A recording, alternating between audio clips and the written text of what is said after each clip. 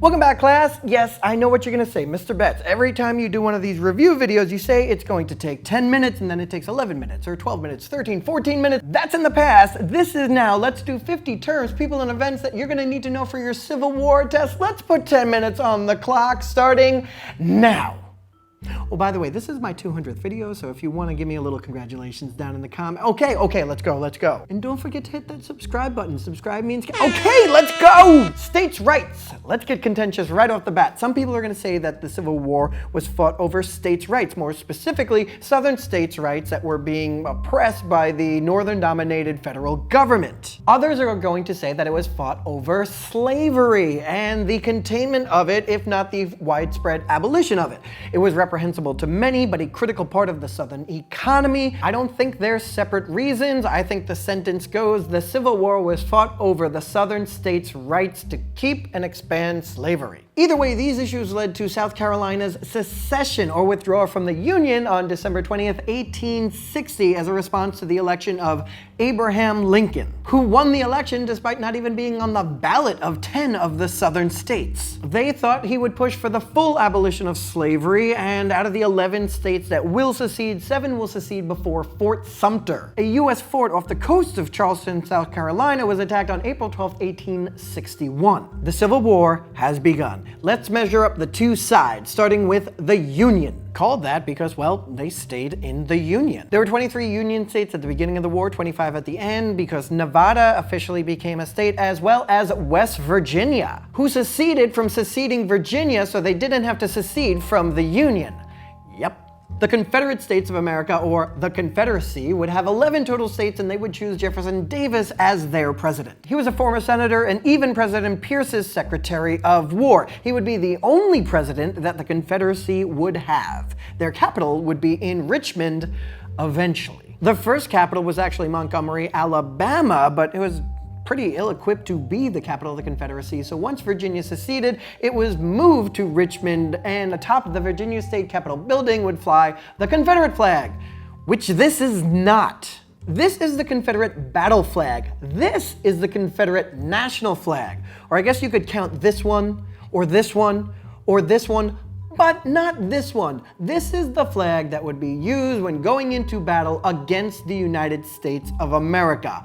Moving on. Border states, they gotta get a special distinction because they are states that stayed with the Union despite the fact that they were slave states. They were Delaware, Maryland, Kentucky, Missouri, and of course later on West Virginia. Union and Confederate strengths and weaknesses. Honestly, I did a really good video on that. It's done to see as cheap thrills. You should check it out if you're interested. In the meantime, just know that the South knew they were fighting a defensive war, meaning that they thought they just had to wait out the fighting resolve of the Union. Now, they thought they were good to go because of Britain, who got 75% of their cotton from them. They figured that Britain had to acknowledge them as a real nation because they economically had to.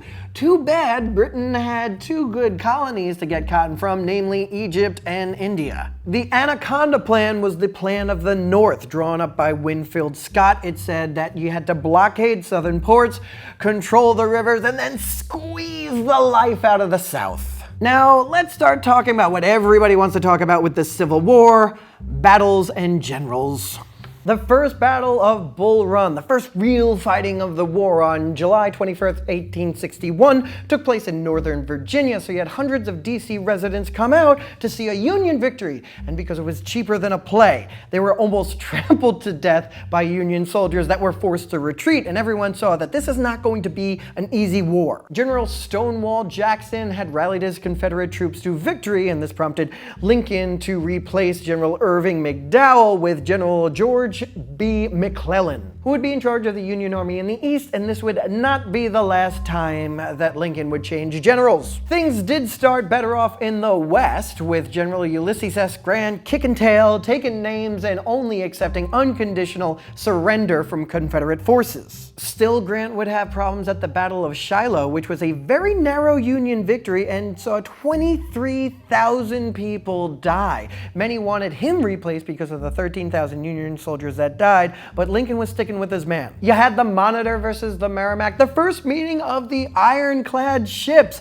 The USS Monitor versus the CSS Merrimack, formerly the Virginia. They met at the Battle of Hampton Roads and basically just bounced rounds off of each other for a couple hours and then called it a draw. So yeah, New Orleans fell to the Union in April of '62 under the leadership of Admiral David Farragut. This gave them a big amount of control in the Mississippi and let the Anaconda begin. Now is a good time to talk about General Robert E. Lee, who fought for the Confederacy and is generally regarded as the best officer in the conflict. Lincoln even tried to get him to fight in favor of the Union, but he declined in favor of his home state of Virginia. He was brilliant and daring, so brilliant and daring that at the Battle of Antietam, when a lost copy of his battle plan was recovered and given to General McClellan, he couldn't believe that it was the actual plan. It was that daring. It should also be noted that this battle was fought in Maryland, marking one of the few times that the conflict was fought on Union soil. It was a narrow Union victory, but still, Lincoln was able to capitalize on this by issuing the Emancipation Proclamation, which freed the slaves in the Confederacy, not in the border states or any southern land that had been recaptured by the Union. So effectively, it didn't free anyone, but it did officially make ending slavery a purpose of the war. Now let's look at money during the war. Now we gotta talk about greenbacks that were printed and circulated in the northern economy, even knowing they weren't backed by any silver or gold. In the South, money was also printed and bonds were issued, but as the war turned, the economy pretty much collapsed. The money was worthless and so were the bonds. The Homestead Act. Yeah, non-war stuff was going on. This gave 160 free acres of land on the plains to anyone who filed for it and then lived on it for 5 years. Back to the war. Now, Clara Barton, who was a hospital nurse during the war and would go on to found the American Red Cross.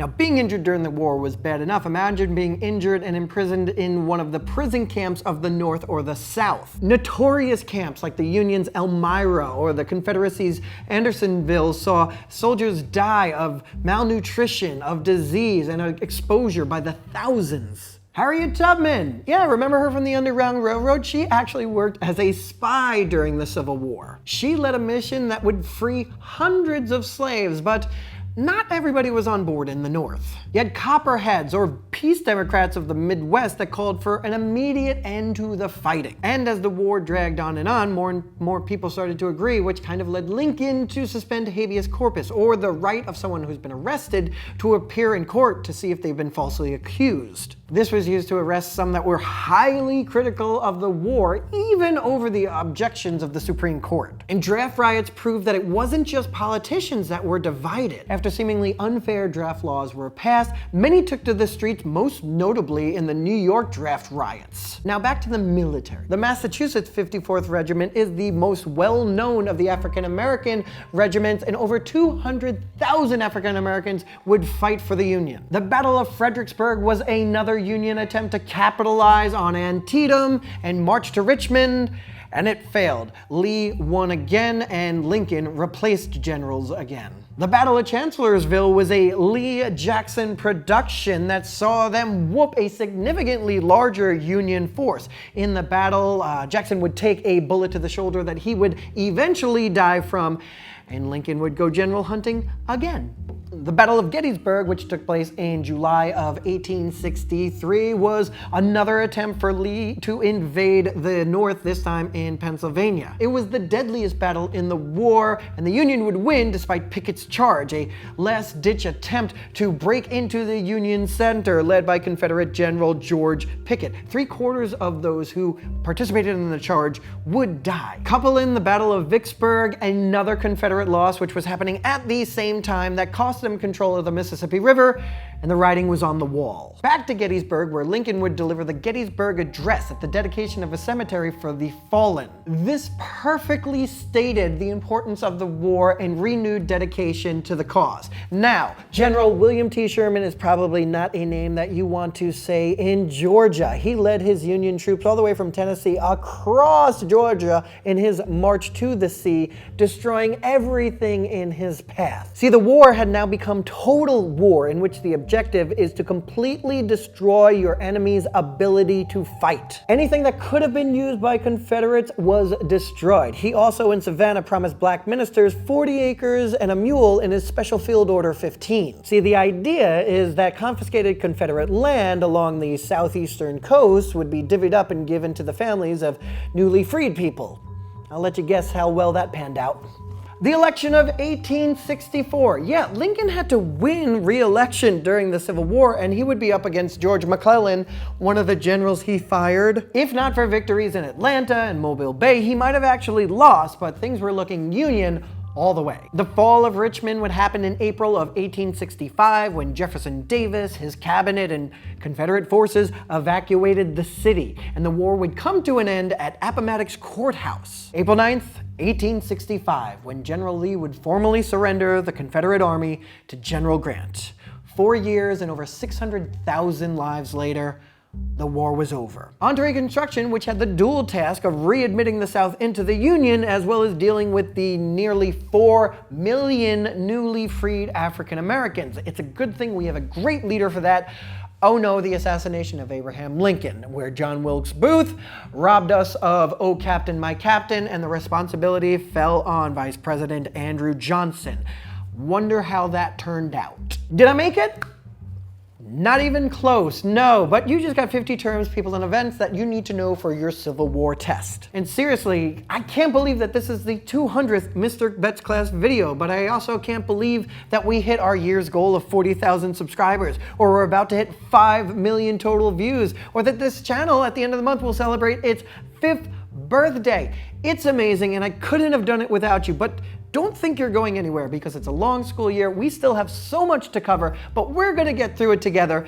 Be safe, thank you, and I'll see you next time. Oh yeah, and make sure you buy one of these t-shirts for Christmas. The link down in the description. They look great. Okay,